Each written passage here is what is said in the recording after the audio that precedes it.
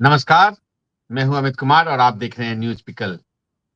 हम लोग बात कर रहे हैं दिल्ली चुनाव की, लेकिन डिटेल में बढ़ें उससे पहले एक डायलॉग याद आ रहा है हमको। शोले फ़िल्म का है कि आधे इधर जाओ, आधे उधर आओ और बाकी मेरे पीछे आओ।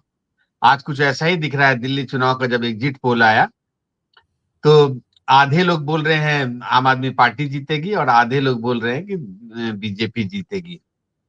तो एग्जिट पोल पर तो ज़्यादा विश्वास मैं नहीं कर रहा हूँ, चूँकि पिछले 2-3 चुनावों में जिस तरह से एग्जिट पोल फेल हुए हैं, तो उसको मैं अब नहीं मानता हूँ कि वो एग्ज़ैक्ट आप उस पर विश्वास करके किसी तरह का बहस कर सकते हैं। लेकिन हम लोग इस 2-3 जो सिनेरियो इस पोल रिजल्ट में जो आएगा, उस पर तो बात कर ही सकते हैं। क्या-क्या हो सकता है? या तो बीजेपी सरकार बनाएगी या आम आदमी पार्टी सरकार बनाएगी। तीसरी संभावना को तो मैं मानता नहीं हूँ।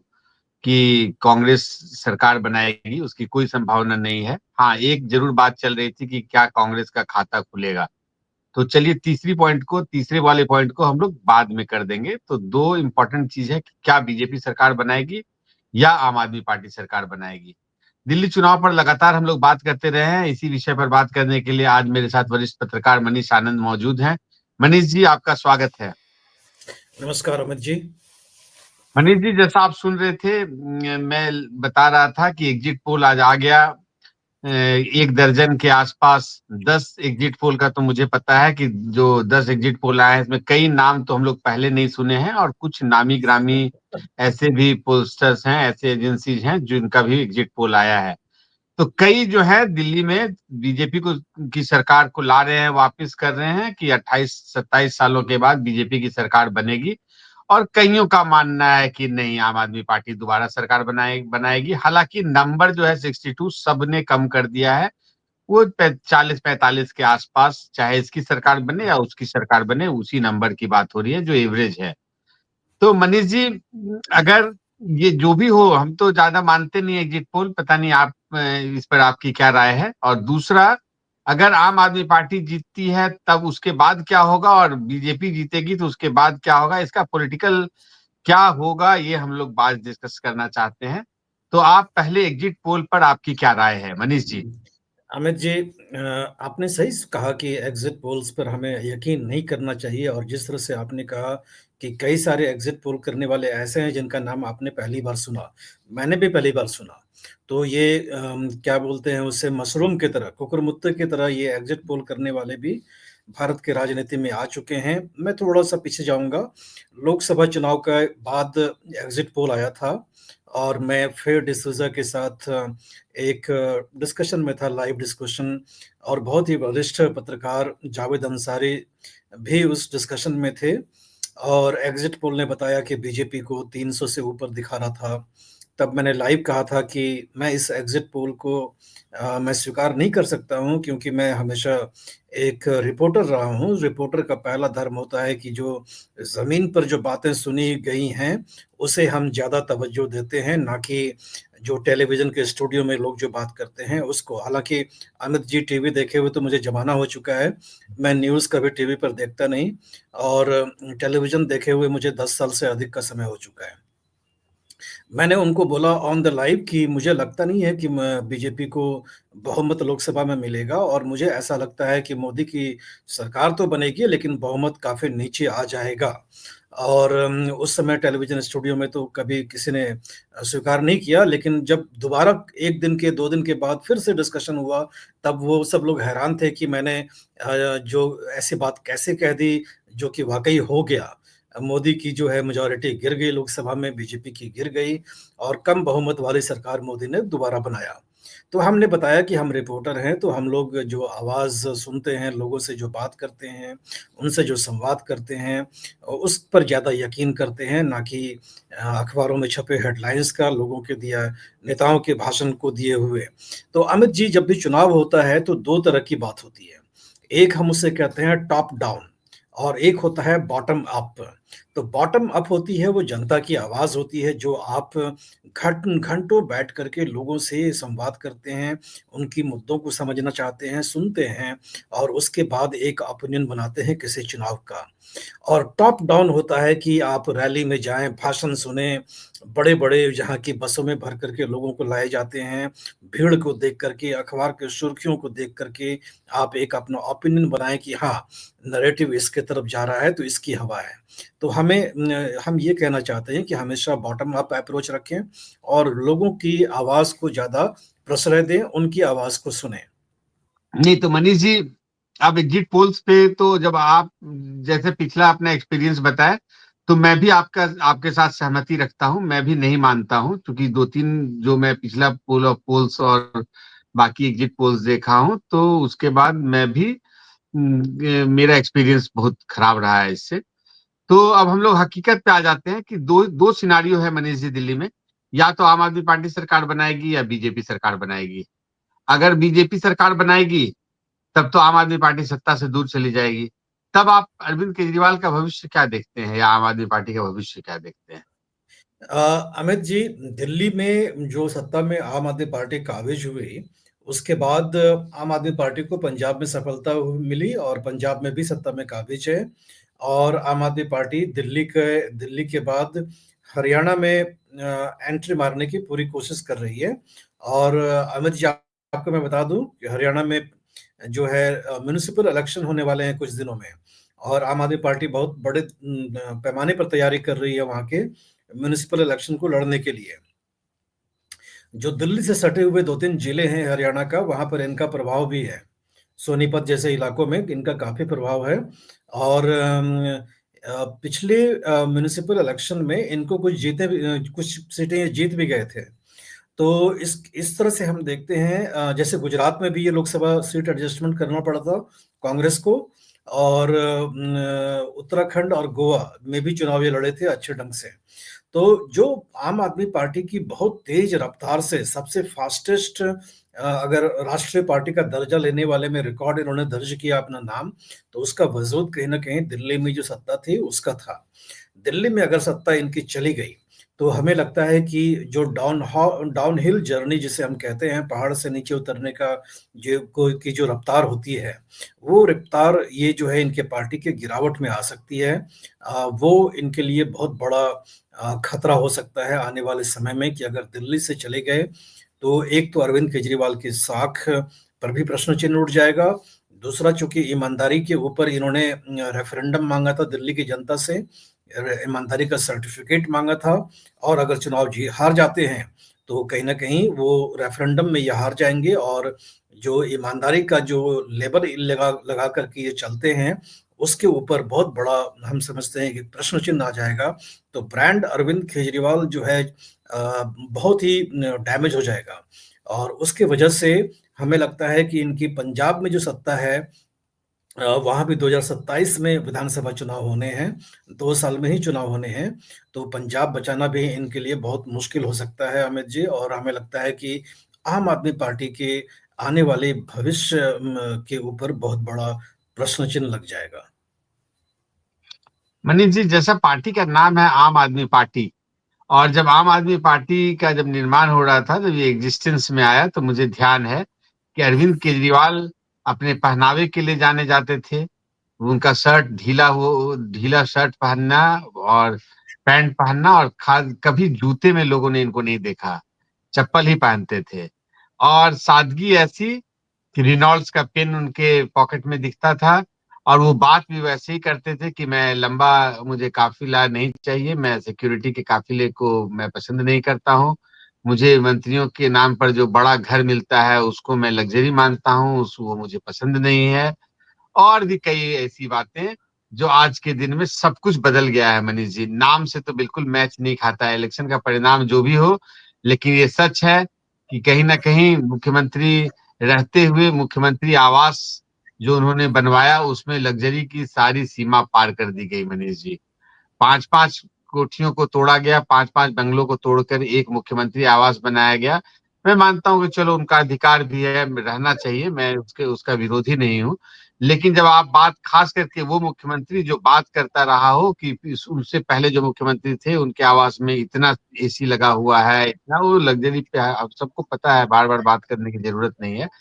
तो मैं तो ये मानता हूँ कि अब जो नाम है आम आदमी पार्टी, ये और अगर वो हार गए, ये तो जस्टिफाई नहीं करेगा, और इसके बाद उभर कितने तेजी से वो ऊपर आएंगे या क्या होगा, मैं कुछ कुछ जो आज बीएसपी की हालत है उससे भी तुलना करता हूँ कि हम लोगों ने देखा है कि चार चार बार मुख्यमंत्री रही हैं यूपी जैसे राज्य की मायावती। और जो एक जो हम लोग बात करते हैं, जिस जिस वोट का समर्थन अरविंद केजरीवाल के साथ भी दिल्ली में था, वो दोनों समर्थन, चाहे वो एससी वोट्स का समर्थन हो या मुस्लिम का समर्थन हो, दोनों समर्थन जबरदस्त समर्थन था बीएसपी का के पास और मायावती के पास। लेकिन आज मैं तो मानता हूं कि नामो निशान ही मिट गया है बीएसपी का, पिछले 2-3 चुनाव से तो अब कहीं उनका कुछ प्रेजेंस दिख नहीं रहा है। वो बस खाना पूर्ति के लिए एक पार्टी जो लोग समझता है कि एक बीएसपी है। तो या आप भी वही हाल देखते हैं क्या आम आदमी पार्टी का, अगर बीजेपी सत्ता में आ जाती है और आम आदमी पार्टी हार जाती है तो? मनीष जी। एक अंतर है, एक अंतर है आम आदमी पार्टी और बसपा में। बसपा निश्चित रूप से बहुमत लेकर के सरकार बनाई थी 2007 से लेकर के 2012 उत्तर प्रदेश में शासन में रही मायावती मुख्यमंत्री के रूप में। आखिरी कार्यकाल था, उसके पहले भी मुख्यमंत्री बनी थी, लेकिन एकमात्र वही इनकी बहुमत वाली सरकार थी और उस बहुमत मिलने का वजह था जो एक सामाजिक समीकरण सतीश चंद्र मिश्रा ने बसपा के लिए करा था, जिसमें कि दलितों के साथ ब्राह्मण को जोड़ा था और एक्सट्रीमली बैकवर्ड कास्ट और मुसलमान वर्ग को जोड़ा था। तो बहुत जोरदार ढंग का वो सामाजिक समीकरण था। लेकिन चूंकि ब्राह्मण अपर कास्ट जो है उस समय बीजेपी बहुत कमजोर थी और समाजवादी पार्टी का विकल्प एक बसपा ही था, इसलिए उनके साथ जुड़ गई थी। लेकिन जब भारतीय जनता पार्टी का फिर से एक वापसी हुआ उत्तर प्रदेश के राजनीति में, तो वो सारे वर्ग जो समाजवादी पार्टी के विरोध में गए थे बसपा के पास, वो वापस बीजेपी में चले गए और बसपा जो है फिर से एक दलित आधारित पार्टी ही बन करके रह गई। दलित और कुछ थोड़े बहुत एक्सट्रीमली बैकवर्ड कास्ट। एक अंतर ये है कि आम आदमी पार्टी का एक सिर्फ एक वर्ग विशेष तक इनका आधार सीमित नहीं है। तो कहीं न कहीं इनको मुसलमान का भी वोट मिलता है, सारे जाति वर्ग का वोट मिलता है। इनकी जाति आधारित इनकी राजनीति है नहीं। इनकी राजनीति मतलब एक महानगर वाली जो राजनीति है, मिडिल क्लास वाली राजनीति, वो इनकी यहाँ पर है और बहुत हद तक इनकी जो वेलफेयरिज्म वाली पॉलिटिक्स है, उनमें इनकी एक हम कह सकते हैं कि नॉवेल्टी है। भारतीय राजनीति में इनका योगदान है कि वेलफेयरिज्म को बहुत बड़े स्तर पर मुख्य केंद्र बिंदु में लाने का अगर श्रेय किसी को जाता है तो वो अरविंद केजरीवाल को जाता है, जिसे आप रेवड़ी की राजनीति भी कह सकते हैं। वो अरविंद केजरीवाल का ही भारतीय राजनीति को योगदान है। तो इस तरह से एक फर्क, बहुत बड़ा फर्क है बसपा और आम आदमी पार्टी में। दूसरा एक और फर्क है, दूसरा फर्क ये है कि मायावती जो है वो लोगों के पास जाकर के जुड़ने में विश्वास नहीं करती हैं। तो बीएसपी का जो मॉडल है कि जब चुनाव आएगा तब मायावती निकलती हैं और कुछ बड़े बड़े रैली कर देती हैं, वो जनता के बीच कभी जाती नहीं है। तो यही सबसे बड़ी शिकायत उनकी पार्टी के साथ रही है कि जनता से उनका संवाद नहीं है, जनता से उनके तार टूट चुके हैं और चूंकि जनता से वो दूर हो चुकी हैं, इसलिए अब विकल्प के रूप में अन्य लोगों को भी देखा जाता है। जिस तरह से नगीना लोकसभा सीट से चंद्रशेखर आजाद रावण की जीत हुई, उससे लगता है कि दलित जो वोट बेस बसपा का है वो भी एक वैकल्पिक नेतृत्व की तलाश में है। और जिस तरह से अखिलेश यादव का जो 2024 के लोकसभा चुनाव में जो नारा था, जिसका नाम उन्होंने दिया था पीड़ित, मैं जस्ट उसका शॉर्ट टर्म बोल रहा हूँ, उसका ये था कि जो अकलियत हो गए मुस्लिम और ए से अहीर हो गया, द से दलित हो गया, इस तरह करके उन्होंने एक सोशल इंजीनियरिंग किया था और जो टिकट बंटवारा हुआ था उसमें एक्सट्रीमली बैकवर्ड कास्ट दलित और मुस्लिम्स को काफी खड़े किए थे। तो उन्होंने बहुत बड़ी सेंधमारी कर दी थी। तो बसपा का वो खत्म होना अलग कारण था। वैसा तो हम तुरंत होता हुआ देखते नहीं हैं, क्योंकि आम आदमी पार्टी एक नई पार्टी है, बहुत सारे लोग हैं इनके साथ, जो भी 2 मेन स्ट्रीम पार्टी से अलग तीसरा विकल्प चाहते हैं, वो इनके पास आते हैं। तो कहीं न कहीं जो बीजेपी और कांग्रेस के साथ एडजस्ट नहीं करते हैं, वो आम आदमी पार्टी को अपना एक विकल्प के रूप में देखते हैं। तो मुझे लगता नहीं है कि इतनी तेज़ रफ्तार से ये पार्टी खत्म होगी। हाँ, रीग्रुप होने का चांस मिलेगा। एक 12 साल सत्ता में रहने के बाद विपक्ष में अगर ये बैठते हैं, तो हो सकता है कि इनके पार्टी के लिए अच्छा भी हो। क्योंकि पार्टी में जो निरंकुशता आ जाती है, जिस तरह से आपने बताया कि 5 बंगलों को तोड़ कर के एक मुख्यमंत्री का आवास बनाया गया, आपने अभी ज़िक्र किया विस्तार से उसका। तो ये सब निरंकुशता का ही पहचान है कि आप विलासी हो जाते हैं। और जहाँ तक आम आदमी की आपने बात करी बहुत सारी, तो कई सारे आम आदमी राजनीति में रहे हैं, जिन्होंने अपने आम आदमी का होने का प्रचार नहीं किया। उदाहरण के तौर पर आप जानते हैं सुशील कुमार मोदी को, अब जीवित नहीं हैं। सुशील कुमार मोदी बहुत लंबे अंतराल तक बिहार के उप मुख्यमंत्री रहे थे, उनको सरकारी आवास भी मिला था।